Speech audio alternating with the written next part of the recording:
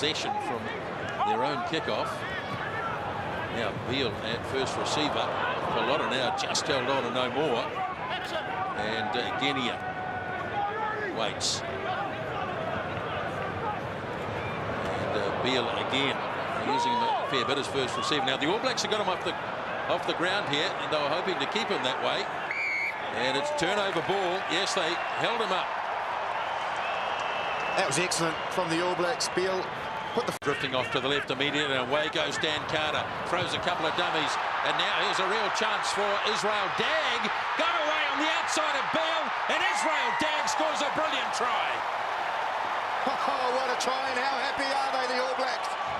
Superb, they worked it well. They had the advantage by going that way. The Wallabies were thin, but the move itself was absolutely superb. Carter started from behind the scrum. The pass from Reid was outstanding. Carter hit it at pace, and then he threw the ball in behind the runner. I think it was Sonny Bill and Israel Dagg. Well, he only had Beale to beat, but not an easy feat. Here he comes, Dagg now, behind Sonny, no, it's behind Jose Gear. He's still got work to do, the footwork, the goose step. He's got support on the inside. He doesn't need it. Over he goes. Great executed set-piece move, Smithy. Yeah, he has not been at his best. He'd be the first to admit that, but there are the signs. Israel Dagg. Look at this step here, which absolutely bamboozles Kurtley Beale, which stops him as he comes across. The touchline, usually the friend of the defender in that occasion, but it looked for all money as if Israel Dagg had acres of space. He made it look so easy. Terrific move, some good decoy runs as well in there. Barnes have claimed it. Now Genia, pretty quick ball. Here is Pallotta now. Driven down in a strong tackle by Messam. He's lost the ball forward, and there were hands in there as well. So he's playing advantage. The ball was clearly lost forward initially, and then the Wallabies tried to get it back. Lost it forward, and you play the ball with your hand. Dennis only just taken by Genia, did really well in the end.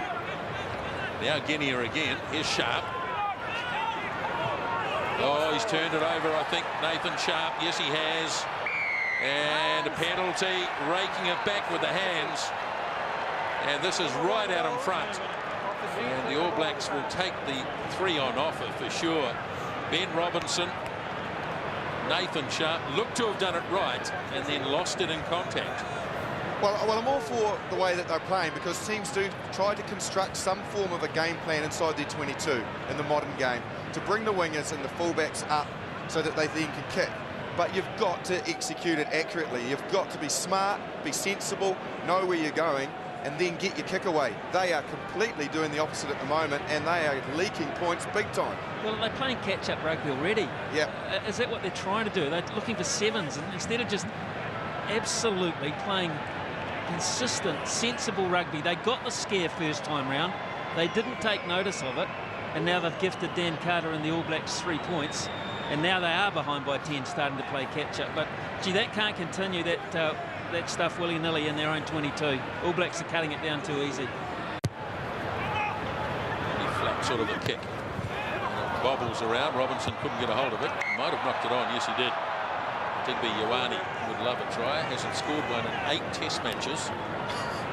That's poor from the Wallabies, though. Robinson's not there to catch that ball. That job was Dave Dennis, who was there as his lifter. He's the supporter. Dennis needs to be the man that's catching that. He's too far forward. He gets caught out and leaves it to the... Let's face it, props aren't entirely. There's the odd one that's been quite tall, Nisbo, but Ben Robinson's not a giant, is he? He's not one of them. He actually... For Genia. So they've given up the 3. They need to convert this into 5 or 7. As Genia off to the skipper, Pocock. Now Genia once more rips it across to Tamani and the big second rower. Not making any real progress here.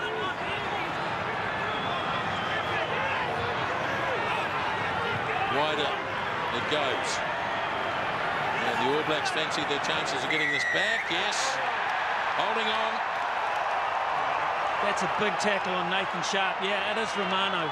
He made 2 massive tackles in that particular lot of phases, but that one on a big experienced man.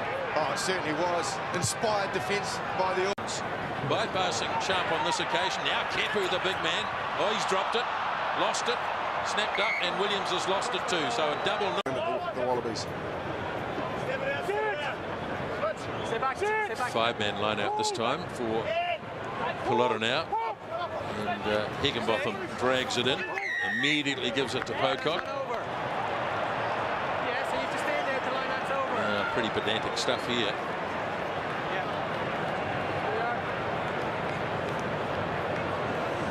Penalty against the Wallabies. Technicality. Pedantic it is, but it's given the All Blacks a massive opportunity. The Wallabies. Stay back. Stay back. Five-man line out this time for Pelota now.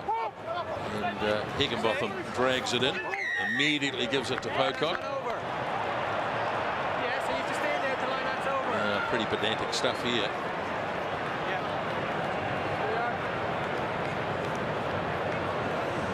Penalty against the Wallabies. Technicality. Pedantic it is, but it's given the All Blacks a massive opportunity. Barnes, and they're all onside here, and a real opportunity for the Wallabies. Here's Higginbotham's put it down. Oh dear, nothing wrong with the pass from Kirtley Beale, and Scott Higginbotham just dropped it cold. Oh, you wouldn't read about it. You would not read about it. That was a real opportunity, and that's understating the obvious, and these guys know it as well. They certainly are the architects of their own demise at the moment, the Wallabies. It was a great little sort of bit of fortune. Now, you've got to make your chances here. Beale, very sensible, offloads nice and early, retains his feet. How does he spill that? How does he shell it, Smithy?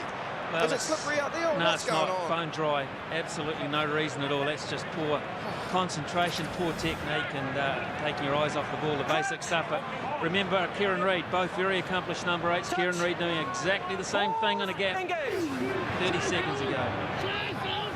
Now Reid off the back, and plenty of space to run. Kieran Reid made a good 10 metres as Smith off to Carter. And he drills it away in behind, nicely judged. As Guinea gets back, and oh no, it's done it again. What is going on? I'm not sure.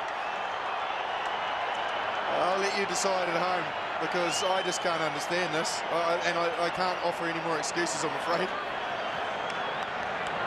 Just concentration lapse. Well, you just see him take his eyes off the ball here, I'm sure. We'll get another replay of it, but I mean...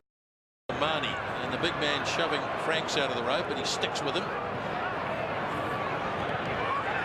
Pocock makes some ground, and he didn't release. Kevin Mialamu. Yeah, he was just isolated for a moment, David Pocock, and Kevin Mialamu. He challenged legally. Well, when you get to your 94th Test match, you know a bit about what's going on.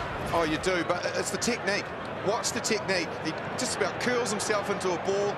He's in perfect position, strong legs, and he tucks his head under. So when he goes in there, he tucks his head under. Look at the despair. They just can't get anything going. Excellent work, Kevin Mialamu, but his technique was absolutely perfect. Guinea works it away to Barnes, looking to get something going, but the All Blacks have trapped him. And again, Mialamu over the ball. They might have turned this. He got it, Mialamu. Yeah, here is Smith. Off it goes to Messam, just holding.